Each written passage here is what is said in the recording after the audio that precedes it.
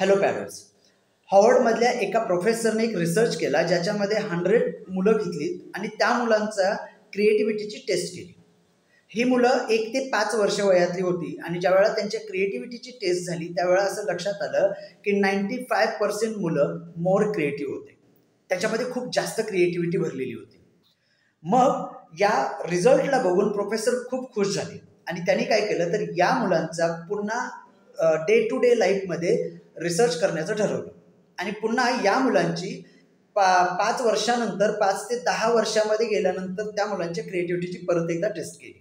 त्यावेळी असं लक्षात आलं की जी मुलं 95% मुलं क्रिएटिव्ह होती त्याच्यामध्ये फक्त 70% मुलं आता क्रिएटिव्ह राहिले. आणि मग पुढे जाऊन त्यांनी पुन्हा 18 वर्षानंतर या सगळ्या मुलांचा परत एकदा रिसर्च केला. तेव्हा असं लक्षात आलं की यापैकी फक्त 5% मुलं क्रिएटिव्ह आहेत. असं का झालं? म्हणजे जन्माला आलेली जी मुलं आहेत ती मोर क्रिएटिव्ह आहेत. त्यांच्यामध्ये खूप छान जास्त पोटेन्शियल भरलेलं असतं. पण हळूहळू आजूबाजूच्या वातावरणातून, फॅमिली बॅकग्राऊंडमधून, सोशल लाईफमधून, एज्युकेशन सिस्टीमच्या माध्यमातून त्यांच्या क्रिएटिव्हिटीला कुठंतरी दाबलं गेलं आणि म्हणूनच त्यांच्यामधली क्रिएटिव्हिटी काय झाली? कमी झाली. सेम जर आपण आपल्या मुलाला जर योग्य वातावरण नाही दिलं, योग्य एन्व्हायरमेंट नाही दिलं, त्याच्या क्रिएटिव्हिटीला वाढवण्यासाठीचे योग्य प्रयत्न नाही केले तर आपल्याही मुलाची क्रिएटिव्हिटी अशीच कुठेतरी दबली जाऊ शकते. आणि ही कुठं दबली जाते? जसं एक सिंपल एक्झाम्पल सांगतो. आपण बऱ्याच वेळा आपल्या मुलांना हे सांगितलं जातं की हातरून बघून पाय पसरावं. आता यामध्ये काय होतं की हातरून बघून पाय पसरायचं म्हणजे आपल्या आवाक्यामध्ये तुम्ही राहायचं आहे आणि मग ज्या वेळा ही म्हण आपण आपल्या मुलांना सांगतो त्यावेळेला तो आपला आवाका ठरवतो. त्याला लिमिटेशन्स येतात.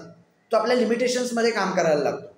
म्हणजे हळूहळू तो त्याच्या लिमिट सेट करायला लागतो आणि लिमिटमध्ये आल्यानंतर त्याची क्रिएटिव्हिटी थांबते, त्याचं पोटेन्शियल दाबलं जातं. आणि जर तुम्हालाही असं वाटत असेल की तुमच्या मुलाला या लिमिटेशन्समधून बाहेर काढायचं असेल, त्याच्या क्रिएटिव्हिटीला, त्याच्या पोटेन्शियलला बाहेर काढायचं असेल तर त्याला त्याच्या ब्रेनवरती, त्याच्या फोकस कॉन्सन्ट्रेशनवरती काम करण्याची गरज आहे. त्याला योग्य एन्व्हायरमेंटमध्ये टाकण्याची गरज आहे. आणि असंच योग्य एन्व्हायरमेंट जर तुम्हाला तुमच्या मुलाला द्यायचं असेल, जे आम्ही आमच्या 14 डेजच्या एफर्टलेस स्टडी सिस्टीमच्या माध्यमातून विद्यार्थ्यांसाठी क्रिएट करतो. जिथं योग्य एन्व्हायरमेंट असणारी मुलं एकत्र येतात, एकमेकांशी शेअरिंग होतं आणि ज्याच्यामुळं त्यांच्यामुळे क्रिएटिव्हिटी, त्यांचं पोटेन्शियल एनलार्ज करण्याचं काम केलं जातं.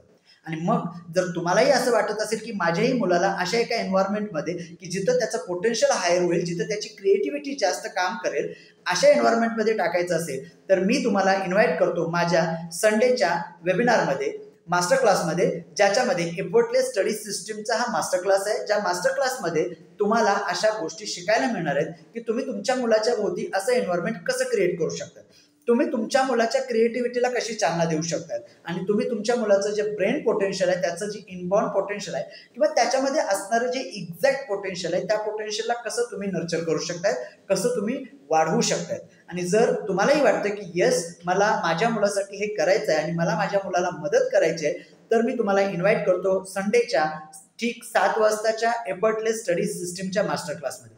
चला तर मग भेटूयात या एफर्टलेस स्टडी सिस्टीमच्या मास्टर क्लासमध्ये. धन्यवाद.